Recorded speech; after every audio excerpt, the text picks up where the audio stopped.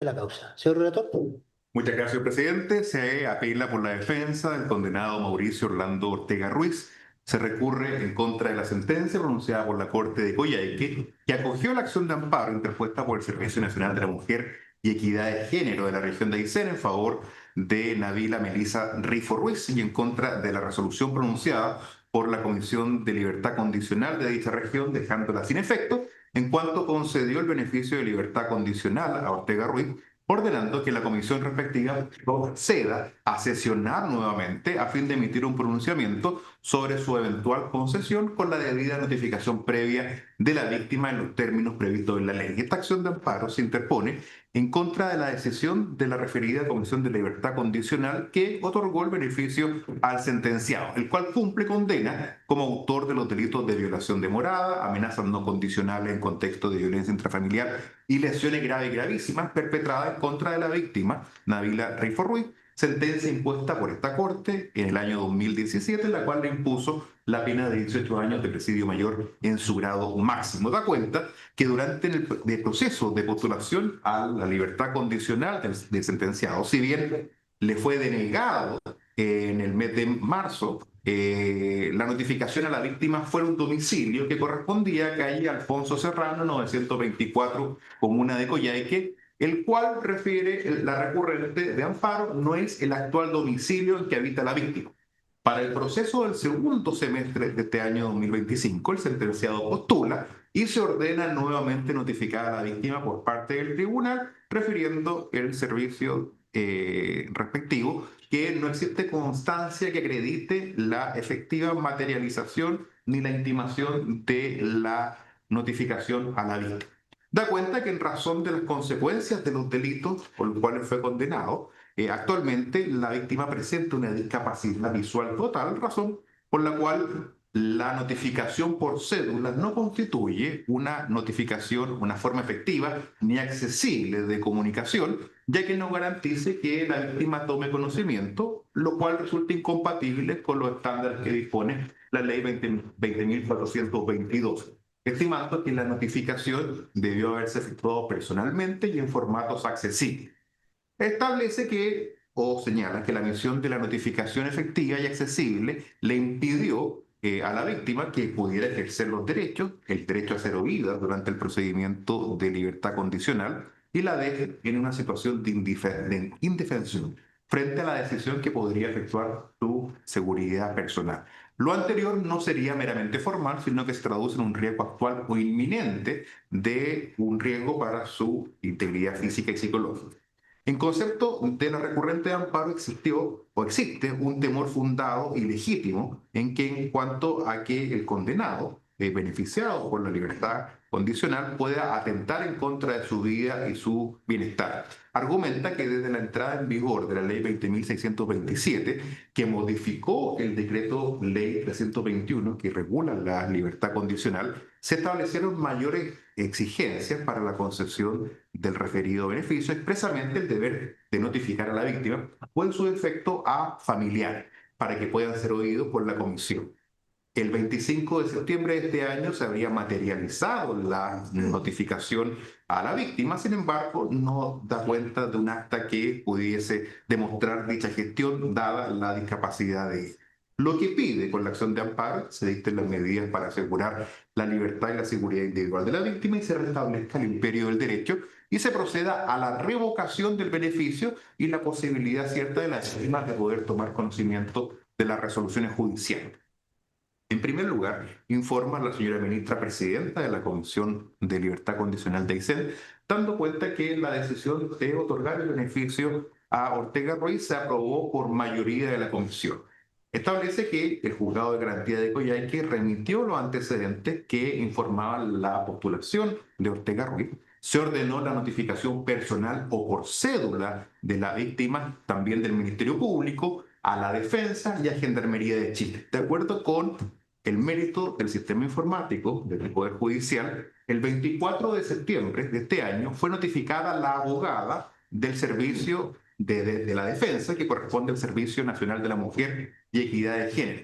Al día siguiente, el 25 de septiembre de este año, se notificó por cédula a la víctima Y el 9 de octubre se notificó la resolución que concede el beneficio tanto a la víctima como a la abogada también del Servicio Nacional de la Mujer y Equidad de Género. En cuanto al fondo, da cuenta que el nuevo contexto de la concesión de beneficios de libertad condicional, el informe señala que si bien presenta el interno un riesgo de reincidencia de violencia en contra de la pareja, de acuerdo con resultados de aplicación de escalas de psicopatía, presenta actualmente un nivel moderado.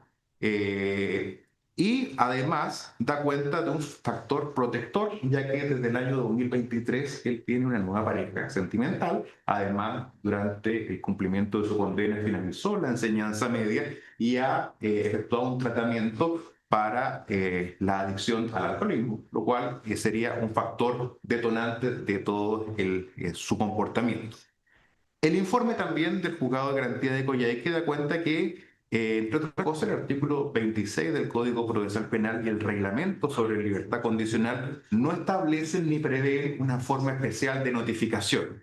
La sentencia para acoger la acción de amparo en favor de la víctima da cuenta que ella fue notificada de la solicitud de libertad condicional en los dos procesos por cédula en su domicilio ubicado en Alfonso Serrano 924 en la ciudad de Coyhaique, el que fue aportado en su oportunidad por el Ministerio Público, y de igual modo se notificaban los pronunciamientos, además en la intersección de calle Trapananda con Bilbao número 306, actuaciones de las cuales se dejó copia de la cédula en el acceso al domicilio. Todas las notificaciones fueron debidamente efectuadas al servicio patrocinante, o sea, al Servicio Nacional de la Mujer y Equidad de Género, sin que conste antecedente relativo a otro domicilio o a otra casilla electrónica. Y esto es lo que señala, dice que si bien resulta desde un punto de vista formal la correcta notificación por cédula a la víctima en el domicilio que se encontraba registrado en la causa penal, desde que no consta que se haya informado de alguna variación del mismo, la actuación practicada resulta insuficiente ante la evidencia que el domicilio de Alfonso Serrano, 124, funciona un organismo público.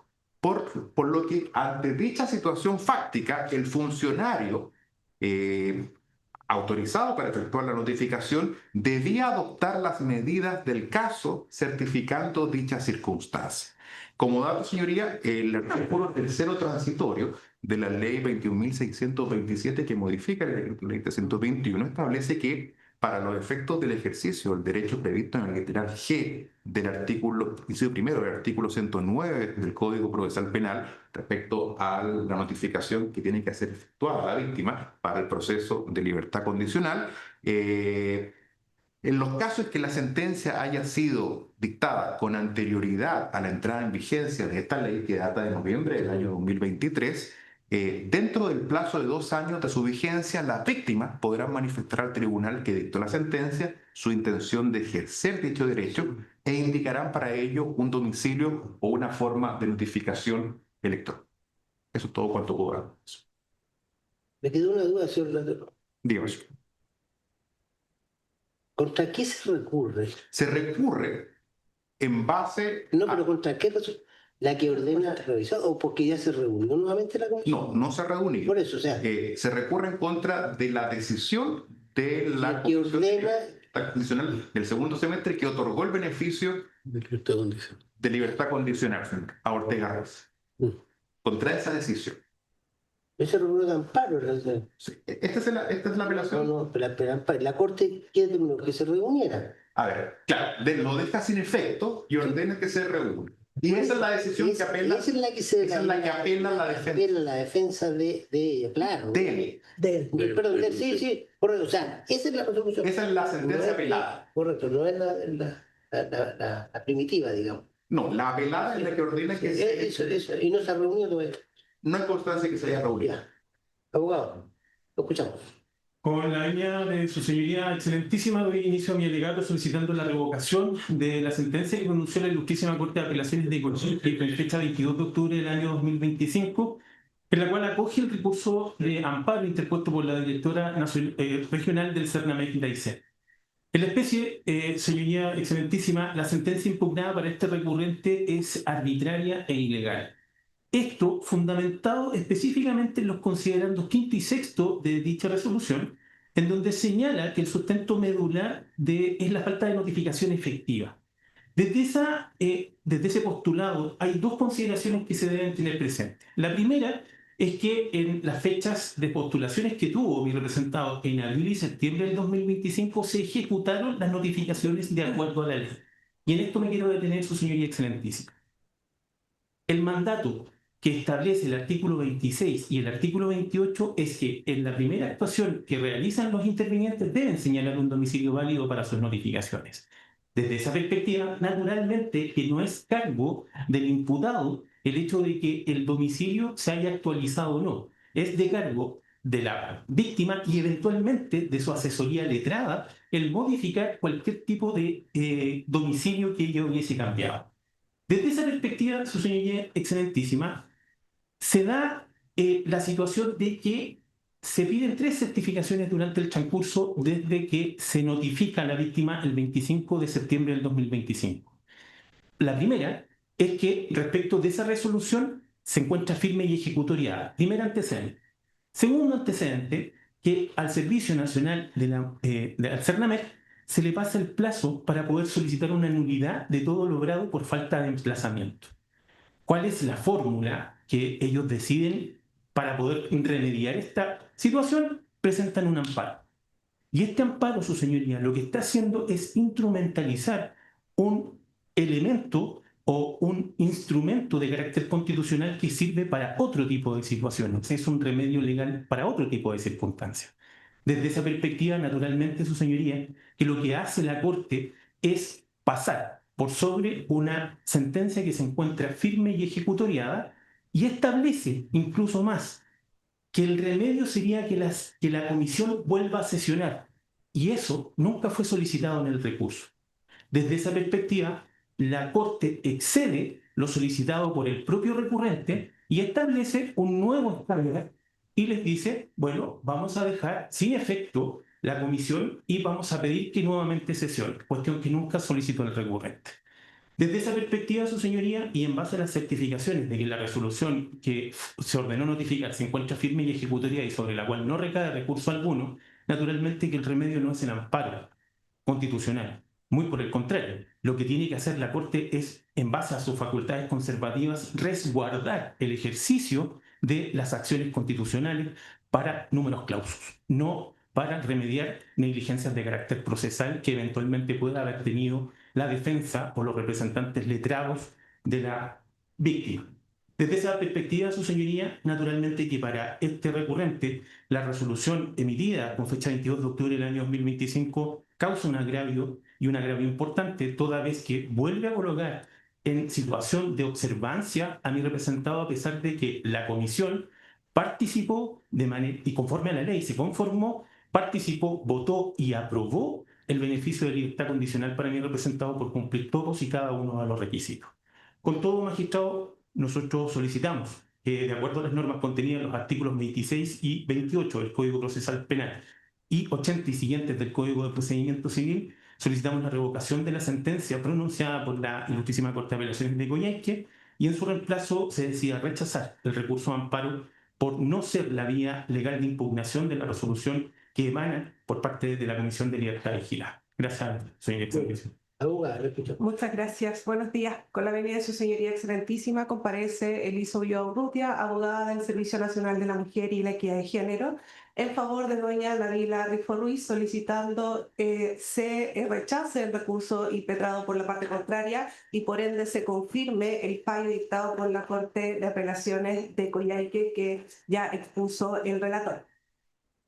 Su señoría, nuestros alegatos se formulan en un contexto en que la víctima, mujer sobreviviente de violencia extrema y persona con una discapacidad visual total, nuevamente se ve enfrentada a una situación de un riesgo, de una amenaza relacionada a su seguridad individual.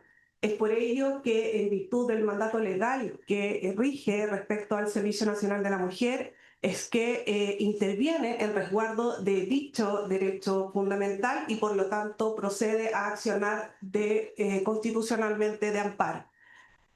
Solamente quiero precisar, su señoría, que nosotros no somos intervinientes respecto al caso anterior institucionales.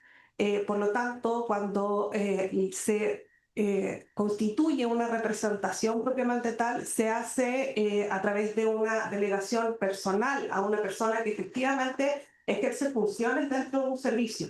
Por lo tanto, nosotros, si bien se estudian todas las herramientas procesales que nos entrega nuestro sistema, hoy estamos accionando como servicio en favor de la señora Nabila Rifo y no en representación a través de un mandato legal.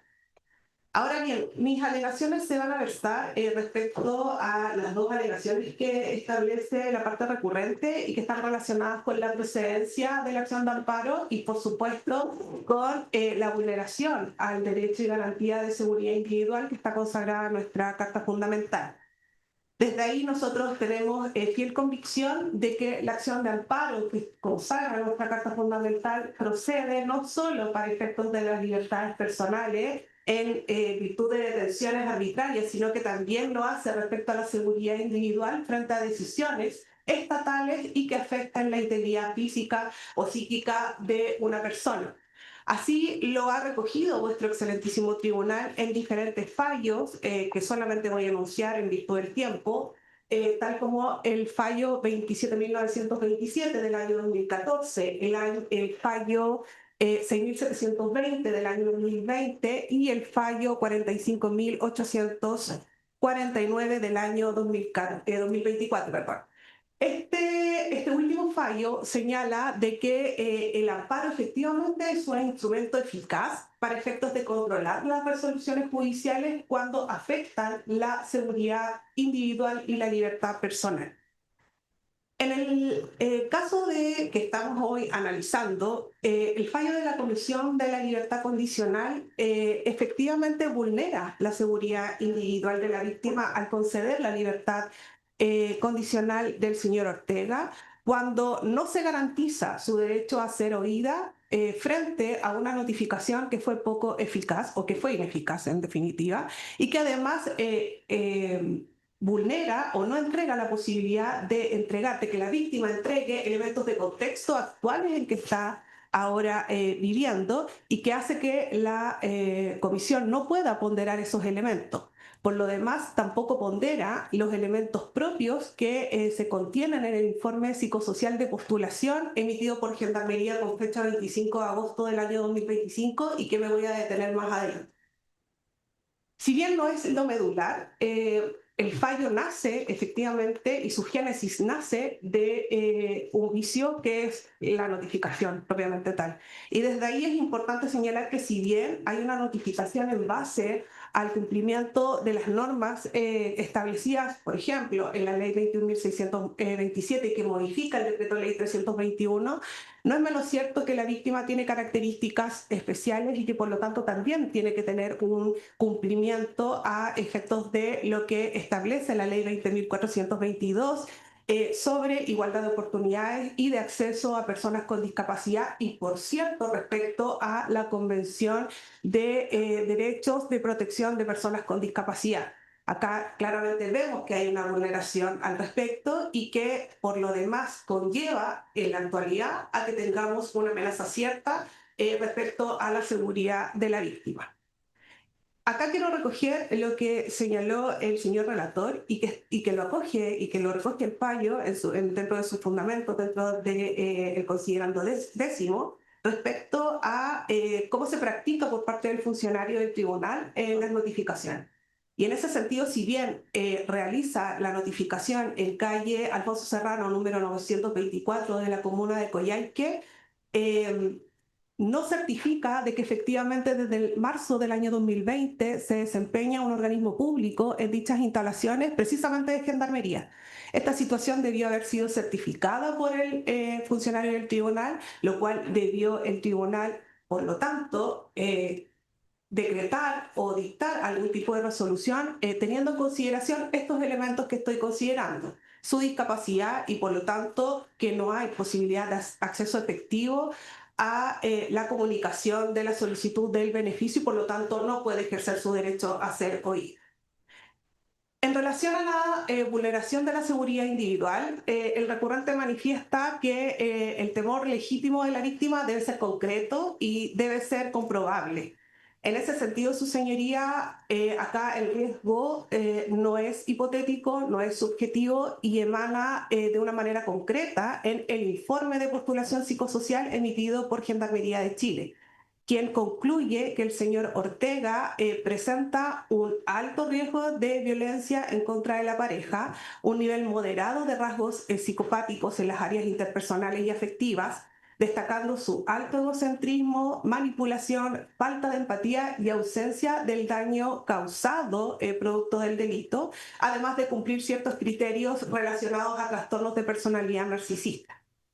Si comprendemos que la ley 21.627, al modificar el decreto ley 321, incorporó la obligación de notificar a la víctima y además de tener en cuenta y en vista este informe psicosocial emitido por Gendarmería, resulta evidente que el espíritu de la norma es resguardar la seguridad de las víctimas de cualquier delito y por lo tanto el conceder el principio, la libertad condicional, vulnera esta información contenida en dicho documento y que no considera los aspectos psicológicos propios del agresor y que impiden una reinserción social efectiva para el señor Ortega. A nosotros nos resulta particularmente grave en la fundamentación de la comisión, donde no se tienen y no se consideraron elementos de interseccionalidad, elementos de género, pertinencia territorial, su señoría es excelentísima. Acá es importante tener en consideración que tanto el señor Ortega como la señora Nabila Rifo viven en la ciudad de Coyhaique, una ciudad con menos de 60.000 habitantes, y que por lo tanto se restringe gravemente su libertad de desplazamiento y por lo tanto un riesgo real e inminente para su seguridad. Bien, abogada. No debemos olvidar que la señora Nabila estuvo a punto de fallecer debido a esta agresión y que hasta la fecha vive con las consecuencias propias del delito. Es por eso, su señoría, que esta parte solicita se rechace el recurso de apelación por todas estas consideraciones expuestas, señalando que efectivamente vemos que hay una vulneración grave a el derecho a la seguridad de la víctima y por lo tanto solicitamos que se confirme el fallo dictado por la Corte de Apelaciones. Muy bien, gracias, abogada. Abogada, abogado, terminada la vista de la causa. Los alumnos se quedan.